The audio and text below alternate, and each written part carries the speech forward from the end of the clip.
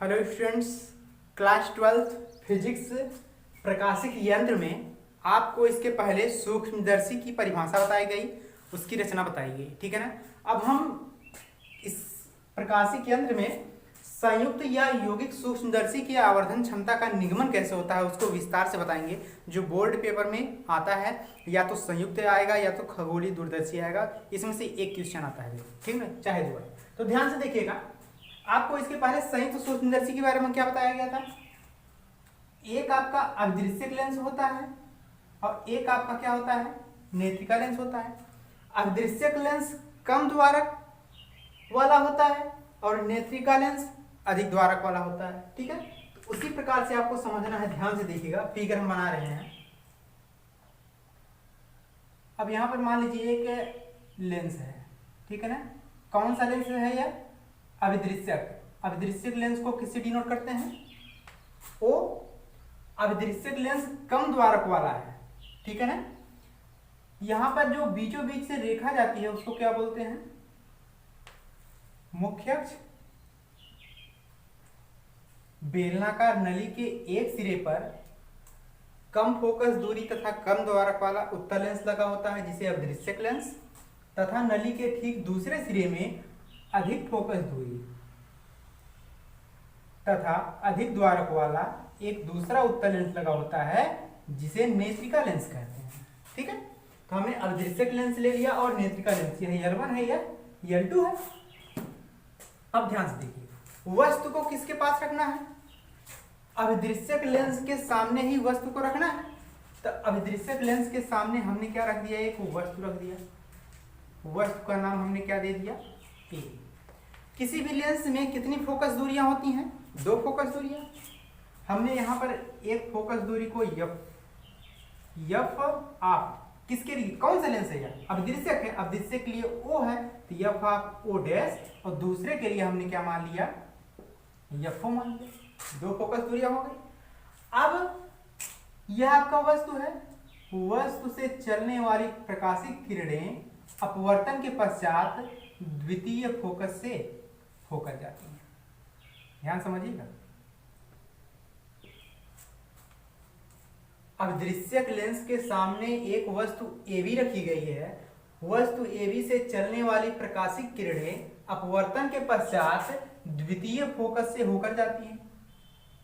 ठीक है, द्वितीय फोकस से होकर जाती हैं तथा एक किरण यहां से जाता है प्रकाशिक केंद्र से। एक किरण कहां से जाता है, प्रकाशिक केंद्र से होकर जाता है। ये दोनों किरणें एक दूसरे को जिस बिंदु पर काटती हैं, ये दोनों किरणें एक दूसरे को जिस बिंदु पर काटती हैं वहीं पर हमारा क्या बनता है, प्रतिबिंब बनता है। यह AB था तो यह क्या बनेगा आपका, यह B है तो B डैश, और नीचे क्या बनेगा, A डैश। ध्यान दीजिएगा, यह जो वस्तु है यह छोटा है, प्रतिबिंब वस्तु से बड़ा है, कुछ बड़ा है। ठीक है ना। तो इसकी परिभाषा क्या देंगे, एक बार फिर समझिए। हम परिभाषा लिखेंगे नहीं, आप लोग लिख लीजिए कि केवल हम बोल रहे हैं, बस ध्यान समझिएगा।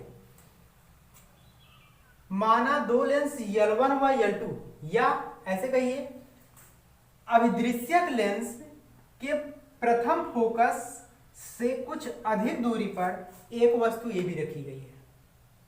आप लोग लिखते जाएंगे नोट्स में। फिर से देखिए, अविदृश्यक लेंस के प्रथम फोकस से कुछ अधिक दूरी पर एक वस्तु AB रखी गई है जिससे चलने वाली प्रकाशिक किरणें अपवर्तन के पश्चात द्वितीय फोकस से होकर जाती हैं।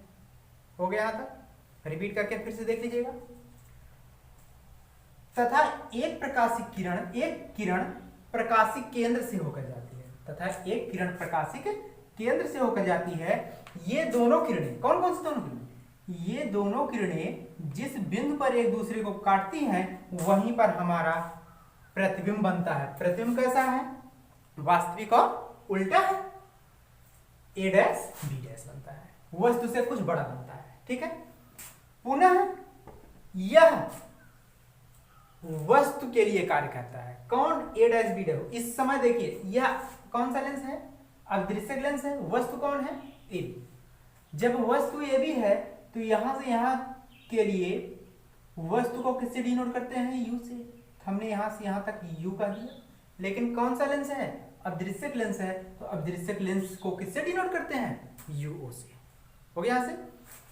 अब यहाँ से यहाँ तक यह क्या है आपका, प्रतिबिंब है, प्रतिबिंब को किससे डिनोट करते हैं, v से, लेकिन किस लेंस के लिए है, अदृश्यक लेंस के लिए, तो यहाँ पर हो जाएगा v ऑफ o हो जाएगा। यहाँ तक कंप्लीट हुआ। चलिए परिभाषा आप लोग फिर से देख लीजिए, ठीक है। अदृश्यक लेंस के प्रथम फोकस से कुछ अधिक दूरी पर एक वस्तु AB रखी गई है, जिससे चलने वाली प्रकाशिक किरणें अपवर्तन के पश्चात द्वितीय फोकस से होकर जाती हैं तथा एक किरण प्रकाशिक केंद्र से होकर जाती है। दोनों किरणें एक दूसरे को जिस बिंदु पर काटती हैं वहां पर वास्तविक एवं उल्टा प्रतिबिंब बनता है, ठीक है। पुनः प्रतिबिंब जो बना है a डैश b डैश, यह नेत्रिका लेंस के लिए आभासी वस्तु का कार्य। कौन सा, आभासी वस्तु। देखिए a डैश b डैश इसके लिए तो प्रतिबिंब है, लेकिन जब नेत्रिका के सामने आ गया तो वह प्रतिबिंब नहीं, क्या बन जाएगा, वस्तु, लेकिन कैसा, आभास कर रहा है। यानी a डैश b डैश यहां से यहां तक वस्तु का कार्य कर रहा है, तो वस्तु की दूरी किससे होती है, u से, लेकिन किसके लिए वस्तु है, नेत्रिका के लिए। हमने सफिक्स में क्या लगा दिया, e लगा दिया, तो नेत्रिका लेंस के लिए हो गया। चलिए यहां पर एक नेत्र बना देते हैं, क्योंकि नेत्रिका लेंस के द्वारा ही तो देखना है हमको।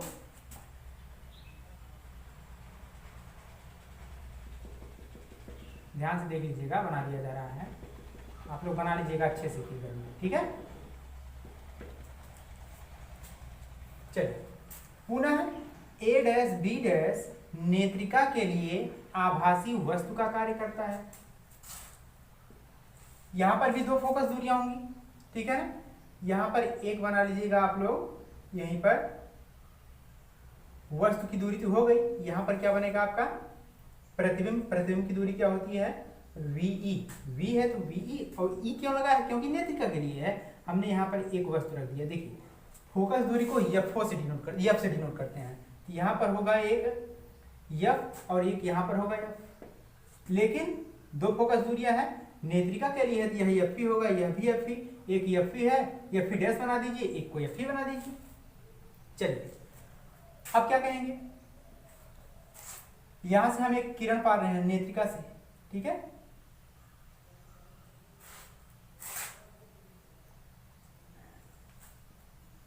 ध्यान से देखिएगा,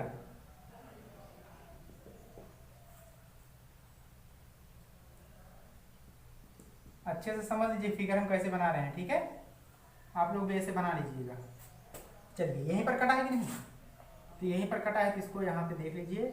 यहाँ पर भी एक हमारा क्या बन रहा है, प्रतिबिंब। यह बी है, यह बी डबल डैश, क्योंकि ए बी है, ए डैश बी डैश है। अब की बार डबल डैश, यहाँ पर बी डबल डैश है, यहाँ पर क्या बनेगा, ए डबल डैश बनेगा।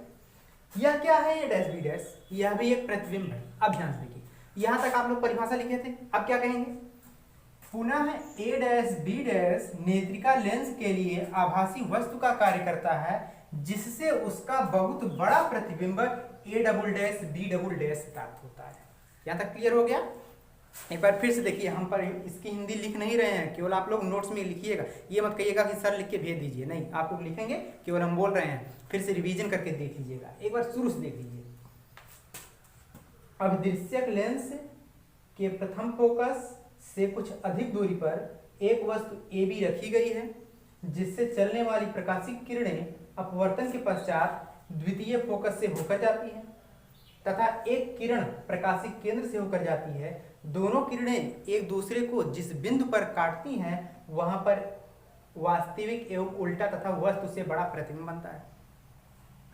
पुनः ए डैश बी डैश नेत्रिका लेंस के लिए आभासी वस्तु का कार्य करता है, जिससे उसका बहुत बड़ा प्रतिबिंब A dash B double dash प्राप्त होता है, A double dash B double dash प्राप्त होता है। ठीक है, यहाँ तक आप लोग हिंदी लिख लेंगे अच्छे से। ठीक है, चलिए, बहुत इंपॉर्टेंट है, ध्यान से देखिएगा। ये मत कहिएगा कि सर बताए नहीं हम, इसीलिए कह रहे हैं। हमको ज्ञात क्या करना है, संयुक्त या यौगिक सूक्ष्मदर्शी की आवर्धन क्षमता का निगमन करना है। इसका क्या मेन फार्मूला है। ठीक है, चलिए, आपको पता है कि आवर्धन क्षमता को किससे डिनोट करते हैं, यम से। यम बराबर फार्मूला क्या होता है, बीटा बटे अल्फा। लेकिन हमें तो इसमें कोण बनाया ही नहीं है, तो कोण कैसे बनेगा, ध्यान से देखिएगा। यहाँ पर यह कोण जो वस्तु से बना कोण है उसको अल्फा से डिनोट करते हैं, बताया गया है, और जो प्रतिबिंब से बना कोण है उसको किससे डिनोट करते हैं, बीटा से डिनोट करते हैं। यहाँ तक क्लियर है। तो यम बराबर बीटा बटे अल्फा है, ठीक है। अब कुछ वैल्यू निकाल लेते हैं, किसके वैल्यू, बीटा और अल्फा की वैल्यू निकाल के इसी में रख देंगे तो हमारा आ जाएगा। बीटा की वैल्यू कैसे निकलेगी, अल्फा की वैल्यू कैसे निकलेगी, ध्यान से देखिएगा। आपका यहाँ पर एक त्रिभुज दिखाई दे रहा होगा, तो त्रिभुज में हम डायरेक्टली लिख रहे हैं tan बीटा है पहले, तो tan बीटा का मान निकाल लीजिए। tan थीटा का मान क्या होता है, लंब बटे आधार। तो tan बीटा, ध्यान से देखिएगा, बीटा तो यही है, इसके सामने लंब कौन है, यही a डैश b डैश, तो आ जाएगा a डैश b डैश बटे आधार। आधार कौन है देखिए, b डैश e। ध्यान से देखिए, tan बीटा है, बीटा यही है, इसके सामने लंब, और आधार कौन है, एकदम नीचे वाला आधार b डैश e। यही तो यहाँ से यहाँ तक बन रहा है। यदि कोण अत्यंत क्या हो, सूक्ष्म हो, तो tan बीटा को हम लगभग क्या कह सकते हैं, बीटा कह सकते हैं। अर्थात लिखेंगे, यह लिख दीजिएगा, यदि कोण अत्यंत सूक्ष्म हो तो tan बीटा की जगह बीटा बराबर क्या है, a डैश b डैश बटे b डैश। यहाँ तक क्लियर हो गया। बीटा की वैल्यू आ गई, बचा कौन है अभी, अल्फा। अब अल्फा की वैल्यू कैसे निकलती है, अल्फा के लिए तो आप लोग कहेंगे ए बी बटे यूओ, नहीं, थोड़ा ध्यान से देखिए।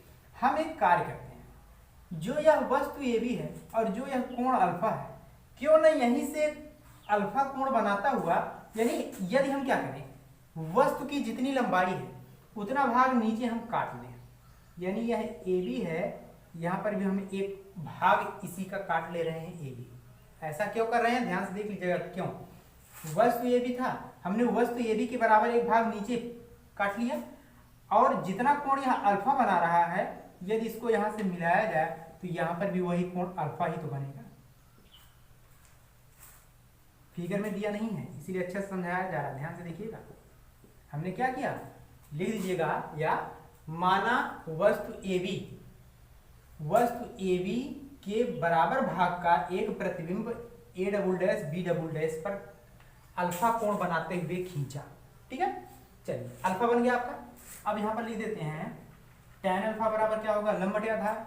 अब ध्यान दीजिए, एक चीज और ध्यान दीजिए, तो इसी बना लीजिएगा, यह a double dash b double dash क्या है जानते हैं, स्पष्ट दृष्टि की न्यूनतम दूरी। स्पष्ट दृष्टि की न्यूनतम दूरी हमेशा क्या होता है, d, यानी यहां से यहां की दूरी क्या कहलाएगी, कैपिटल D, ठीक है। यहाँ पर स्पेस नहीं है, अभी लिख दिया जाएगा। तो tan अल्फा बराबर लंब बटे आधार। अब अल्फा लंब कौन है, देखिए ए बी के बराबर ही तो काटा गया था, हमने लंब ए बी कर दिया, बटे आधार कौन कहलाएगा, यहाँ से यहाँ तक स्पष्ट दृष्टि की न्यूनतम दूरी डी। जो लास्ट में प्रतिबिंब बनता है वह हमेशा स्पष्ट दृष्टि की न्यूनतम दूरी कैपिटल डी से ही डिनोट किया जाता है, ठीक है। तो tan अल्फा बराबर ए बी बटे डी, ये हमेशा माइनस में होता है, तो माइनस साइन हम लिख नहीं रहे हैं। चलिए, अल्फा को क्या मानेंगे, अल्फा कोण अत्यंत सूक्ष्म है, ए बी बटे क्या हो जाएगा। अब जब यहां तक पता हो गया तो हम लोग क्या लिखेंगे, यहाँ पे लिख रहे हैं, इसलिए यम बराबर आवर्धन क्षमता क्या करना था, बीटा बटे अल्फा है, बीटा का मान है a डैश b डैश बटे b dash, a dash b dash बटे b डैश e। फिर पूरे के बटे में अल्फा है, अल्फा की वैल्यू है ए बी बटे डी, यहाँ पर हो जाएगा ए बी बटे डी। यहाँ तक क्लियर है। चलिए, आ जाएगा अब यम बराबर ए डैश बी डैश बटे बी डैश ई लिखना है, लिख देंगे। यह गुणा करेंगे तो पलट जाएगा, b बटे क्या आ जाएगा, ए बी, या यम बराबर ए बी को एक साथ कर लीजिए, ए डैश बी डैश और बटे क्या है ए बी, एक साथ हो गया, और d बटे बी डैश ई को एक साथ कर लीजिए। यहाँ तक क्लियर है। चलिए, अब आ जाएगा यम बराबर ए डैश बी डैश बटे ए बी, जानते हैं क्या है, ए डैश बी डैश किसकी लंबाई है, ए डैश बी डैश प्रतिबिंब की लंबाई है, और ए बी क्या है, वस्तु की लंबाई। किसके लिए है, अभिदृश्यक के लिए, ओ के लिए। ए डैश बी डैश यानी प्रतिबिंब की लंबाई बटे वस्तु की लंबाई के अनुपात को रेखीय आवर्धन कहते हैं। रेखीय आवर्धन को किससे डिनोट करते हैं, यम से, और यम बराबर क्या फार्मूला होता है, माइनस में v अपान यू, यहाँ पर हम इसके जगह क्या लिख रहे हैं डायरेक्ट, यानी प्रतिबिंब की लंबाई और वस्तु की लंबाई m बराबर होता है हमारा I/O बराबर -p/u पढ़ाया गया है। तो हम इसके जगह डायरेक्टली लिख रहे हैं माइनस में v/u, लेकिन किस लेंस के लिए, अब दृश्यक लेंस के लिए था ना, यहाँ पर माइनस में vo बटे में क्या आ जाएगा u, फिर गुणे में d है बटे b'(e). अब देखिए b'(e) का मान क्या है, ue है, यहाँ पर हमने क्या लिख दिया ue, ये आपका आवर्धन क्षमता का फार्मूला हो गया। ठीक है, अब लिखेंगे फर्स्ट में, यदि स्पष्ट दृष्टि की न्यूनतम दूरी क्या हो, कैपिटल डी हो, या यदि स्पष्ट दृष्टि की न्यूनतम दूरी डी हो, या यदि वस्तु स्पष्ट दृष्टि की न्यूनतम दूरी पर हो, तो क्या होगा, यहां पर लिख दीजिएगा। तो यदि प्रतिबिंब स्पष्ट दृष्टि की न्यूनतम दूरी पर बने, यदि प्रतिबिंब स्पष्ट दृष्टि की न्यूनतम दूरी पर बने तो क्या कहेंगे, आपको फार्मूला होता है पता है कौन सा, लेंस के अपवर्तन के सूत्र से क्या होता है 1/f बराबर 1/v माइनस 1/u। अब आप लोग बताइए अंतिम प्रतिबिंब स्पष्ट दृष्टि की न्यूनतम दूरी किसके लिए है, पहले लेंस अदृश्यक के लिए कि नेत्रिका के लिए, नेत्रिका के लिए ही तो स्पष्ट दृष्टि की न्यूनतम दूरी के लिए आया था, A++ B++ यहाँ से कैपिटल D, तो इसलिए हम f के जगह क्या मानेंगे fe, u की जगह क्या मानेंगे ue, और v की जगह क्या मानेंगे, v क्या है प्रतिबिंब है, f फोकस दूरी है तो f ही होगा क्योंकि नेत्रिका के लिए, u वस्तु है नेत्रिका के लिए तो ue, v क्या है प्रतिबिंब है नेत्रिका के लिए, प्रतिबिंब को किससे डिनोट करते हैं स्पष्ट दृष्टि। जब नेत्रिका के लिए वस्तु था तो प्रतिबिंब कौन बना था, यही तो बना था, तो प्रतिबिंब के लिए यहाँ से यहाँ की दूरी क्या है स्पष्ट दृष्टि की न्यूनतम दूरी कैपिटल D, तो v का मान क्या हो जाएगा d, लेकिन फोकस दूरी तो धनात्मक रहेगा, लेकिन लेंस के लिए u का मान और v का मान क्या होता है ऋणात्मक होता है। अब यहाँ तक कंप्लीट है, कंप्लीट करने के बाद हम इसको इरेज कर रहे हैं। ठीक है, चलिए देखिए फिगर मिटा रहे हैं।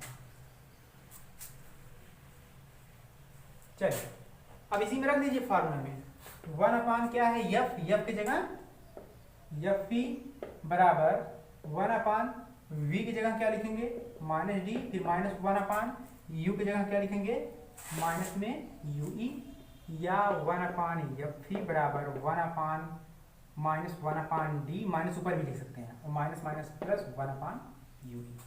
हम एक कार्य कर रहे हैं, d से भाग कर रहे हैं, गुणा भाग कर रहे हैं, या d से केवल गुणा कर दीजिए दोनों पक्षों में।